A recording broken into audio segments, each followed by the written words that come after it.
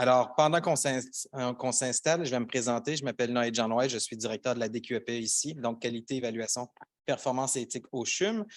J'ai la chance de travailler avec plusieurs d'entre vous dans des projets de patients partenaires, mais aussi d'être, je dirais, très agréablement privilégié de le faire au quotidien presque.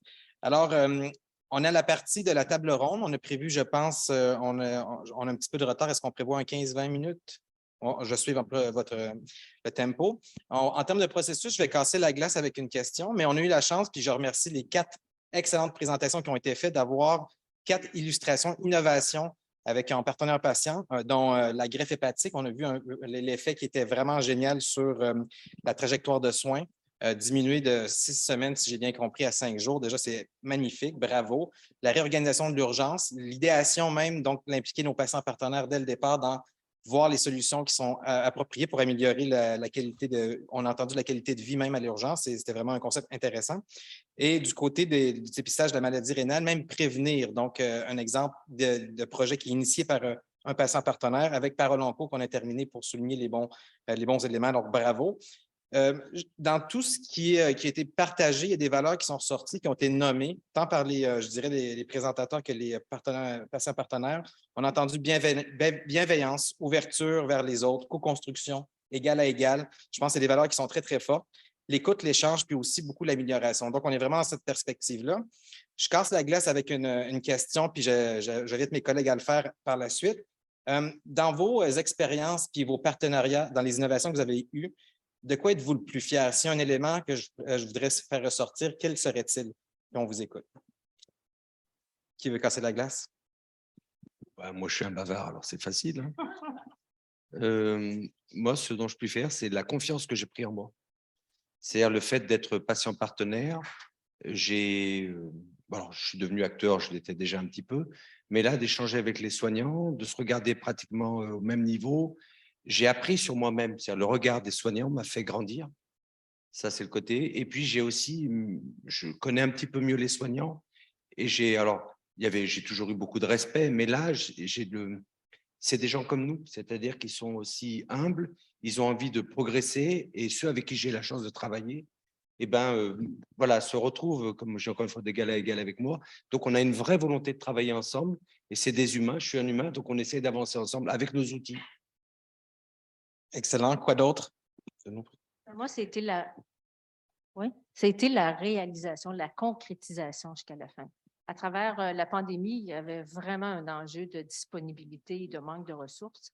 Et malgré tout, on y est arrivé, puis tout le monde est allé par-dessus leur capacité pour la faire aboutir. Fait que moi, ça, c'est vraiment c'est ma belle réalisation à travers tout ça, le défi pendant la pandémie avec le manque de ressources. Excellent. Pour le parcours de greffe, on a une vision comme professionnel de ce qui est le mieux, mais ça ne veut pas dire que ça correspond aux besoins du patient nécessairement. On le voit avec la fiche technique, là. Ce qui nous a aidés, c'est d'avoir un regard concerté avec les patients partenaires pour s'assurer que c'était faisable, que ce qu'on demandait aux patients. Puis ce que je retiens là, de votre parcours, là, Mme Lampron, c'est que je pense que les fiches techniques, actuellement, on les fait, nous, les professionnels, mais on ne devrait pas, nous, les faire. Parce que ce que je retiens, là, c'est que il faut vraiment que ce soit revu par un patient qui va utiliser la fiche. Oui. Non, mais c'est sûr qu'il faut être là, mais je veux dire, oui, c'est ça. Oui. Oui. Je retiens ça.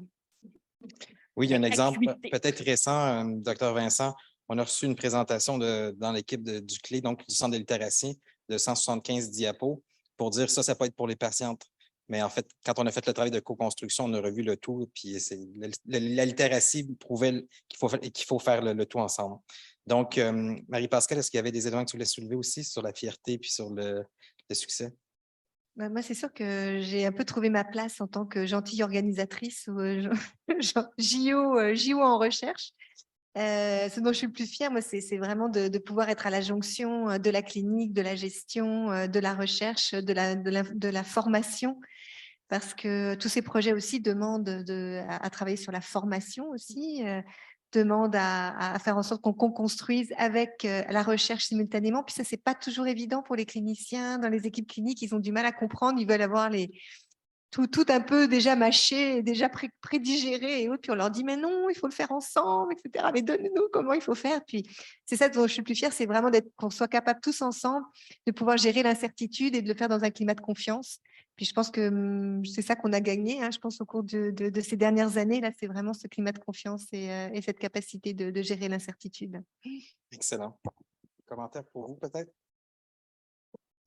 Je pense que je l'ai dit un peu dans ma présentation. Moi, qu'est-ce que je suis le plus fier, c'est que pour le GRIP, dans la préparation de réduire le temps, qu'est-ce qui a été mis en valeur, c'est le patient. Et c'est ça que je trouve le plus important dans mon travail, c'est de représenter le patient et de le mettre en premier. Alors, c'est de ça que je suis le plus fier. Excellent, merci. Est-ce qu'il y a des questions dans la salle? Oui. Bonjour, Yamama Tamim, adjointe au directeur Optilab Cusion pour la qualité. Je voudrais premièrement remercier vraiment la qualité de tout ce qu'on a entendu aujourd'hui, puis tout le vécu des patients partenaires. Puis là, j'ai une question, c'est peut-être Mike Pascal qui va me répondre. En termes de reconnaissance, on l'a entendu beaucoup aujourd'hui par les patients partenaires, par les gestionnaires, par les cliniciens de ces patients partenaires. Est-ce qu'il y aurait quelque chose, un projet dans l'université où il y a comme une reconnaissance de ce savoir expérientiel qui serait par une certification ou quelque chose, ne serait-ce que leur formation qu'ils ont au début, toutes les expériences, le travail dans les comités, tout ce qu'ils font? Est-ce qu'il y a quelque chose qui se fait par rapport à ça? Bien, ça, on a dit depuis tout à l'heure hein, que c'était un chantier en soi. Là. Donc, il y a un chantier au niveau du ministère de la Santé et des Services sociaux qui a créé spécifiquement un comité dans ce domaine-là. Mais ça n'empêche qu'à l'échelle des établissements, il y a quand même une réflexion à faire sur la manière dont on peut reconnaître toute la plus-value et ça fait toute la différence même dans la manière même de concevoir le travail qui est fait au quotidien. C'est sûr qu'il y a à la fois il peut y avoir de la reconnaissance monétaire et puis y avoir de la reconnaissance non monétaire. Je pense que c'est sur les deux tableaux qu'il faut travailler.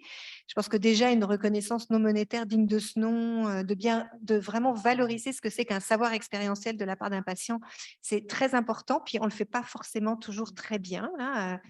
Et si on dit que les patients ont cette connaissance-là, ça doit aussi s'appliquer dans la manière dont tu prends tes décisions. Là. Je veux dire, même si ça va à l'encontre en tant que professionnel de ce que tu penses, mais que tu sais que finalement, c'est quand même les patients qui ont raison parce qu'ils ont une connaissance plus fine de la problématique, il faut que notre ego soit capable de pouvoir faire place à une plus grande ouverture hein, à la différence.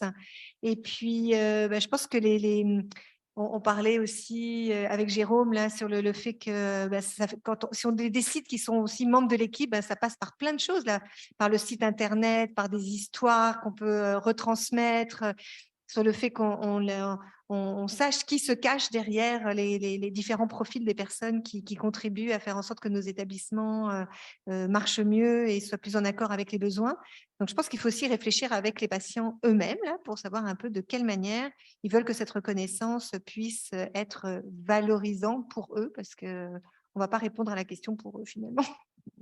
Si je voulais rebondir là-dessus, j'en ai parlé un petit peu tout à l'heure, je suis désolé, la reconnaissance, c'est délicat parce qu'on a déjà, comme l'a dit tout à l'heure la dame qui était à votre place, oui, Catherine, elle était déjà contente d'être là, d'être patient partenaire, était contente. Bon, elle était salariée, je crois. Hein. Elle a une responsabilité actuellement. Mais c'est vrai que ce n'est pas le cas de tous les patients. La difficulté, c'est qu'évidemment, quand on participe, je risque de me répéter et d'être un peu lourd, tant pis, mais quand on participe à des projets au même titre que tous les gens qui sont autour de la table et qu'on fait avancer le projet et qu'il n'y a rien derrière, alors rien, il y a une reconnaissance morale, tout ce qu'on peut y voir. Mais on se dit au bout d'un moment, donc il y a un problème. Et je pense que même les gens qui sont autour de la table sont conscients de ça, c'est pour ça qu'on en parle.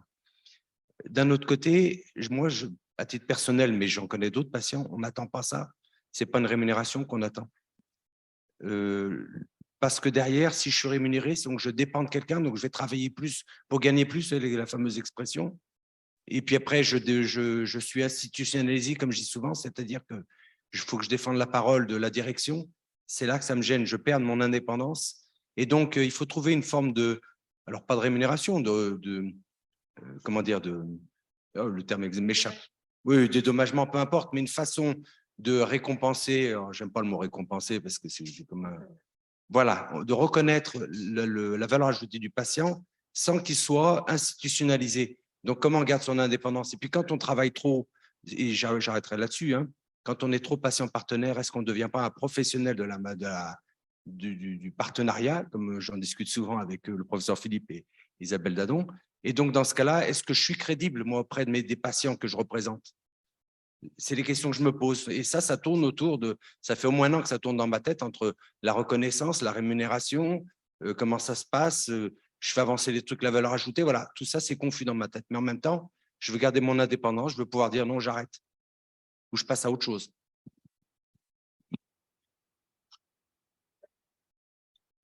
Je pense qu'en fait, dans toute cette discussion-là, ce qui est vraiment très intéressant, c'est la notion de partenariat, de comprendre le besoin pour justement identifier la reconnaissance et la valeur que ça devrait avoir. D'ailleurs, je pense, je ne suis pas certain, mais je ne sais pas si dans les travaux avec le ministère pour le cadre de référence, des patients partenaires sont impliqués, mais ça devrait être une volonté très Oui, forte. oui, dans le groupe de travail qui a été fait par le ministère, tout Excellent. à fait. Ouais. Ouais, ouais. Mais il y a quelque chose de très important qu'on oublie souvent, là, c'est vraiment de faire le retour complet sur tout le processus qui a été fait avec les patients pour qu'ils sachent quelle est finalement la valeur ajoutée qu'ils ont eue sur un projet. Et cette boucle de rétroaction, malheureusement, on est souvent un petit peu, comment on pourrait dire, un peu Oui, trop puis discret. en fait, souvent, même dans la gestion de projet normale, sans partenaire, on oublie de le faire. Donc, ça, c'est vraiment une étape importante. Et c'est un levier aussi de transformation parce qu'on montre la valeur de cette inclusion-là et de convaincre. Je ne sais pas si dans la salle, il y avait d'autres questions. Ah oui. En fait, ce n'est pas une question, c'est plus pour répondre.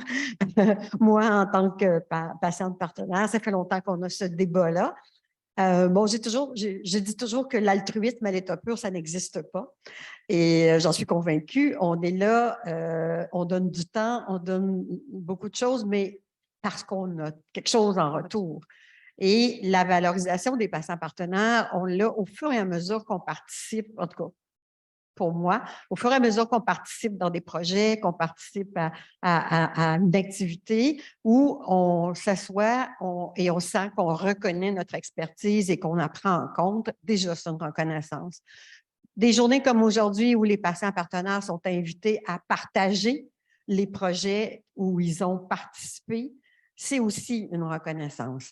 Et moi aussi, je suis préoccupée par quelle place on peut prendre dans l'institution pour être à cheval entre être un patient partenaire qui vient à l'occasion ou en tout cas des fois des occasions plus grandes, plus souvent, mais on n'est pas un professionnel de la santé et la crédibilité qu'on peut avoir auprès des patients, particulièrement quand on fait de l'accompagnement de patients comme patient partenaire, mais oui, je suis préoccupée par ça aussi. Donc, je me dis, c'est un choix qu'on fait.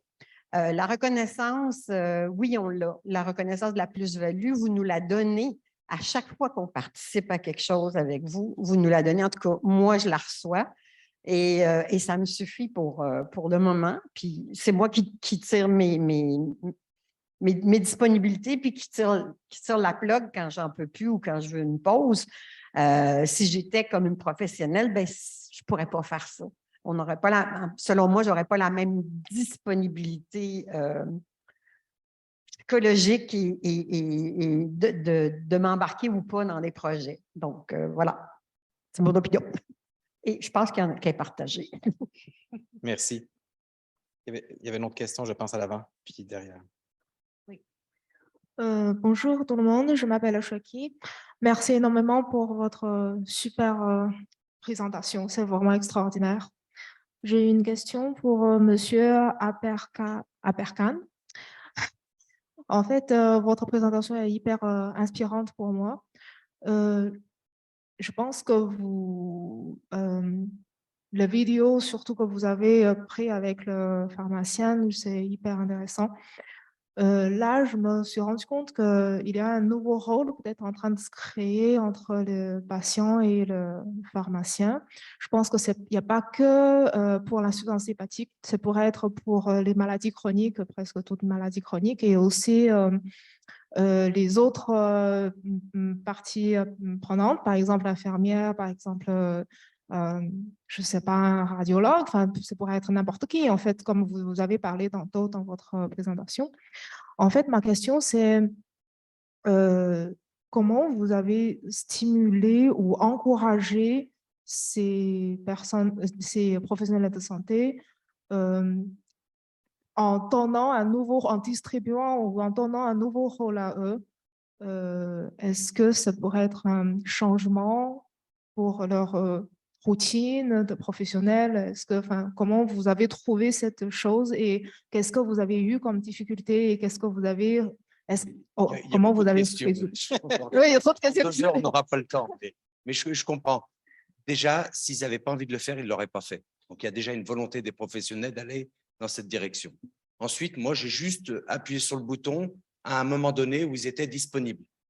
Donc, voilà. Et en même temps, je suis impénible. C'est-à-dire que je reviens à l'assaut, quelque part. Donc, je n'ai pas lâché l'affaire. Mais ceci dit, je n'ai pas eu à forcer beaucoup. Il y avait le professeur, comment s'appelle, Maurice Laville, qui, lui, avait déjà distribué des tracts pendant des mois et des années aux pharmacies et aux laboratoires. Et simplement, il avait du mal à aller voir les pharmaciens parce qu'il y a le monde. Tout à l'heure, on a parlé de silos. Il y avait le monde des médecins, le monde des pharmaciens, le monde des infirmières ou des infirmiers. Voilà. Et moi, le patient, quand j'assiste à une réunion où on me dit mais non, c'est pas possible, j'attendais, vous arrêtez vos histoires. On travaille pour les patients, on arrête. Et donc, ils sont un petit peu gênés de se battre pour leur clocher. Donc, à 2-3 fois, il y a eu des… Excusez-moi, je n'entends pas bien, je ne comprends pas, je fais l'abruti.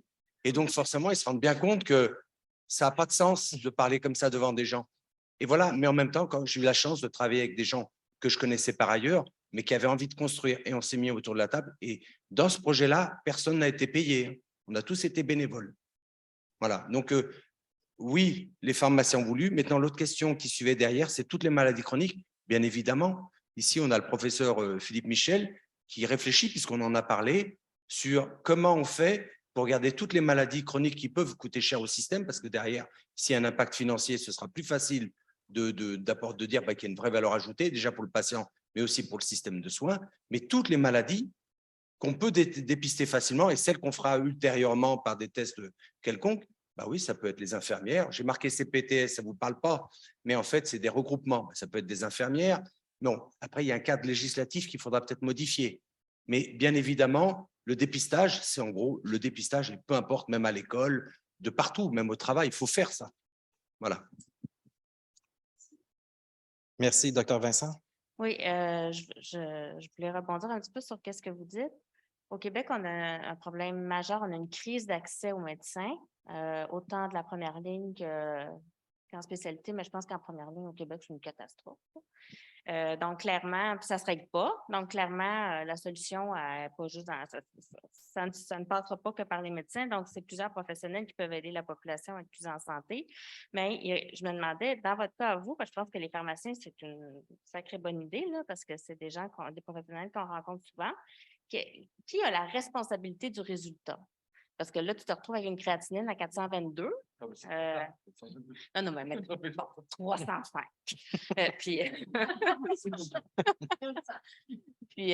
Donc là, c'est une très bonne question.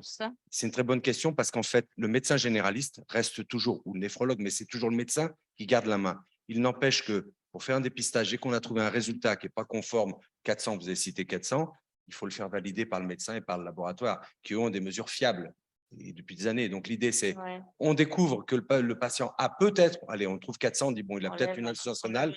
Voilà, un drapeau et on l'oriente vers son médecin. Si en revanche, il a 400, c'est vers le néphrologue. On informera le médecin.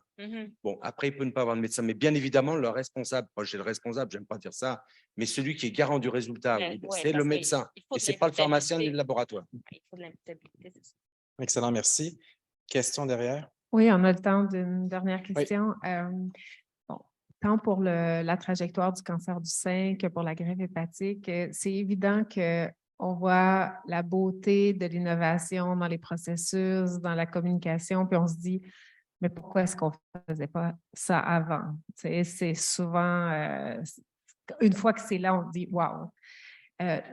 ma question a deux volets. La première, c'est tout s'est fait en co-construction, vraiment à partir du terrain, mais est-ce que vous avez regardé ce qui se faisait ailleurs ou pourquoi il n'y avait jamais eu cette influence du ailleurs vers les besoins qui ont été identifiés finalement ici? Et sinon, peut-être que le modèle de Montréal parfois est vraiment un précurseur. Donc, est-ce que le partage, la dissémination va se faire plutôt au niveau de la recherche, au niveau des forums de patients partenaires ou dans des communautés de pratique entre les établissements? Ou quels sont les meilleurs, c'est ça, les canaux de dissémination des bonnes pratiques les plus actifs en ce moment? Moi, pour la trajectoire, là, avant de décider de l'écrire, je suis allée lire qu'est-ce qui se faisait, qu'est-ce qui se disait. Et comme j'étais une patiente qui a vécu avec vraiment le cancer et j'étais dans le domaine médical avant, et malgré ça, j'ai oublié plus de 50% de ce qu'on me disait. J'avais l'impact qui était là. Et ce que je lisais partout, qui était dédié aux patients, autant sur les fondations et tout, c'est beaucoup d'informations au tout début pour les patients. Fait que c'était comme pour moi, je disais, c'est trop. Ils peuvent aller voir ailleurs, mais moi, ça a été mis dans cette trajectoire-là. J'ai tout lu, là. Je suis allée lire des gros complets. Ça, c'est trop, ça, c'est passé. Ça. Fait que c'est à partir de là. Et à partir des patientes, un an et demi d'écouter les patientes. Fait que c'était vraiment l'amélioration continue à travers le projet. C'était pour moi révélateur de wow, OK, c'est pas juste une ou deux ou quatre, c'est vraiment comme ça. Et le besoin est comme apparu. Hein, si on va arrêter de dire qu'il va falloir faire et on le fait. Et j'ai été formée à un moment donné en me disant le mieux est l'ennemi du bien. Ouais. Alors, c'est comme OK, si on attend de faire mieux, on ne fera rien. Fait qu'on plonge, puis on y va, puis on fait bien. Et puis après ça, on va l'améliorer, puis on va continuer, puis on va ajuster. Puis moi, j'ai toujours fonctionné avec oublie pas le mieux, parce que je suis une perfectionniste, oublie pas le mieux est l'ennemi du bien. Puis c'est comme ça que je réussis à faire des choses pas parfaites. Il y a plusieurs choses à faire encore, mais c'est une base pour après ça construire plus, meilleur après. Excellent. Dernier commentaire peut-être pour… Ben moi, je pense que c'est vraiment un changement de culture et de réflexe. Hein. Tu sais, on a été quand même, on est dans un système, on est élevé, on nous demande d'être quand même, on nous feed, on nous considère pas déjà quand on est petit comme ayant déjà des savoirs, puis comment on peut nous aider finalement en nous accompagnant à apprendre. Et c'est vraiment un changement complètement de paradigme sur la manière de faire les choses. Puis c'est vrai qu'il faut tout le temps se voir à l'œuvre et se voir aller. Moi-même, je me prends en flagrant délit parfois d'oublier de le faire en co-construction. Tu sais, tu pars, tu es avec ton idée et puis tu dis « Oups, où est-ce que je suis là ?» Non, on fait 3 pas en arrière puis on recommence. Parce qu'effectivement, c'est une nouvelle façon de systématiquement réfléchir en prenant un petit pas de recul puis en disant « Bon, finalement, mon idée, elle est peut-être intéressante, mais il faut absolument que je la co-construise avec les personnes qui sont directement intéressées. » Puis j'avais peut-être l'impression que je perds du temps au départ, mais on sait très bien que c'est totalement faux. Là. Il ne faut pas que je parte toute seule là, comme un petit cheval de fou. Là. Il faut absolument que je travaille avec tout le monde dès le départ pour que ça soit vraiment utile et que ce que l'on fait, ça va servir pour la suite. Donc, c'est ça. Donc, je pense qu'il faut être d'une grande vigilance. On nous apprend très, très petit à l'école à travailler ensemble. Tout au long sur les bancs d'école, en lien avec les professions de la santé, il faut qu'on nous apprenne aussi à travailler et de comprendre que les patients sont absolument essentiels à n'importe quoi de ce que l'on fait. Il faut commencer avec eux pour travailler à une problématique et la co-construire. Et puis, de faire en sorte que on reste dans ce mindset constamment et qu'on ne revienne pas dans des schémas qui sont tellement faciles et qui nous demandent moins d'énergie au premier abord, quoi. Je pense qu'il n'y en a pas un, là, il y en a beaucoup. Il y a évidemment le grand public. Je pense qu'on oublie un peu la communication grand public, mais ça, c'est très, très important, que ce soit la radio, la télévision, les podcasts, tout ce qu'on peut faire comme petits films aussi dans YouTube et autres, donc tout ça. Ensuite, il y a évidemment toutes les communautés de pratique, à mon avis, qui sont absolument essentielles. En tout cas, nous, vraiment à tous les niveaux, hein, que ce soit entre les patients, entre les personnes qui œuvrent dans le même circuit, que ce soit les chercheurs et autres, là, de faire en sorte qu'il y ait des lieux vraiment pour échanger sur les pratiques. Aller aussi au-devant des autres. Là, on ne va pas forcément t'appeler, mais il faut que tu ailles aussi cogner à la porte pour faire en sorte qu'il y ait une capacité de diffusion de ce que tu fais. Puis les décideurs, il ne faut pas les oublier. Donc, beaucoup de stratégie en lien avec les décideurs.